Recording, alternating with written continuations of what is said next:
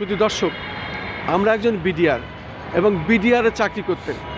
বিডিআরে চাকরি করার সময় যখন বিডিআর হত্যা হয় সেই সব বিষয় নিয়ে কথাবার্তা বলবেন উনি, যেহেতু চাকরি চলাকালীন সময় উনি ছিলেন নিরস্ত্র, অথচ ওনাকে মিথ্যাভাবে মামলায় ঢোকানো হয়। উনি 18-19 মাস মতো কারাগারেও ছিলেন। রিসেন্টলি উনি জামিন হয়ে এসেছেন। উনি চাকরি ফেরত পেতে চান, পাশাপাশি ওনার বেতনের টাকাও এখন উনি পুরাটা ফেরত পেতে চান। এই ভদ্রলোকের আমরা এখন শুনবো। আপনি যে আপনার অফিসারের কাছে কান্নাকাটি করে কি বলতেছিলেন যদি বলবেন? আপনার অফিসার সাহেবের কাছে কান্নাকাটি করে বলছিলেন কি নাম আপনার? বলুন। আমার নাম শফিকুল ইসলাম। আমি 17 রাইফেল ব্যাটালিয়নে, এবং সেদিন টিউটি করে এখন আমি বাসায় যাই। হ্যাঁ, বাসা যাওয়ার পরে নাস্তা করার পরে আমি আর ভিতরে ঢুকতে পারিনি। এই কথা আপনার অফিসারের কাছে বলতেছিলেন আপনি? হ্যাঁ, এই কথাই আচ্ছা বলতেছিলাম। আচ্ছা, তারপর? অফিসারে বলছে ঠিক আছে তুমি কাগজপত্র দিও আমাকে। আচ্ছা আচ্ছা তারপরে অফিসারকে দেখলে আপনি আমার মায়া লাগে, কারণ আচ্ছা। সেই অফিসারগুলো চলে গেল কার কাছে বলবো। অনেক হ্যাঁ। বছর পরে একটা অফিসার সামনে আচ্ছা পাইছি। আচ্ছা আচ্ছা তো এই জন্য আমি অন্যকে বললাম, আমি তো অনেক চৌত্রিশ শ্রেণীর একটা লোক। আচ্ছা আচ্ছা এই অফিসার দেখলাম আমার দুঃখ আসে, কাঁদমন এসে গেছে। এই জন্য বললাম স্যার আমি 3টা পোলাপান নিয়ে অনেক কষ্ট আছি, আমি অনেক অসহায়। আমি যে একটু স্যারেগুলোকে একটু চলাফেরা করি, যে দেশেও ওই নেতাগুলোকে চলে বিএনপি ওই বিএনপি জাহানদারের লাগে একটু চলাফেরা করি, একটু ভালো চলি একটু মোটামুটি। কিন্তু আপনি তো নিরস্ত্র ছিলেন, আপনার তো মালি জাতীয় লোক ছিলেন আপনি, কিন্তু আপনার কেন ওরা দোষারোপ? ওই যে আমার প্রচলিত এনে খালাস করছে, দোষ পায় না এদিকে।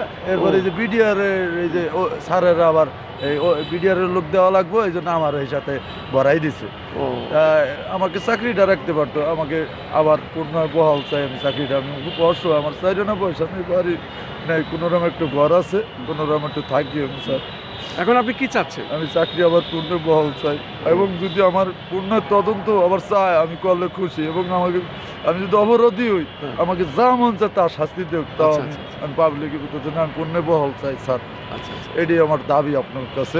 এই জন্য আপনারা জাতীয় প্রেস ক্লাবে আজকে একটা অনুষ্ঠান করতেছেন আর কি। এই অনুষ্ঠানের মাধ্যমে রাষ্ট্রকে জানাচ্ছেন যে আমি রাষ্ট্রের কাছে জানাচ্ছি। আচ্ছা আচ্ছা, এবং রাষ্ট্র জানি আমাকে একটু খেয়াল রাখে। আমি অসহায় খুব, আমি জানি চাকরিটা জানি আবার বহাল পাই। আপনারা কতজন আছেন এরকম? এরকম প্রায় 1-150 লোক হইব। এদের পক্ষে আপনি যে কথা বলছেন, কান্নাকাটি করছেন, কিন্তু আসলে সবাই তো আপনারা এই একই ধরনের মামলায় সবার চেয়ে বেশিরভাগই আমি অনেক নির্দোষ। আমারটা আমি বলতে পারি আপনার কথা আপনি বলছেন। নির্দোষ আমি প্রমাণ করি, কারণ 3 জন লোক ছাড়া পাইছি এত লোকের ভিতরে। গাজীপুর জেলখানা থেকে 3 জন লোক ছাড়া পাইছি, তার ভিতরে আপনি একজন। পৃথিবী আমি গাড়ি সালাম করে উঠি, পৃথিবী হাতাই মনে আমি সোনার হরিণ পাইলাম। তারপরে তারা এই চাকরিটা আমার বাড়ি বাড়াইলো খালি।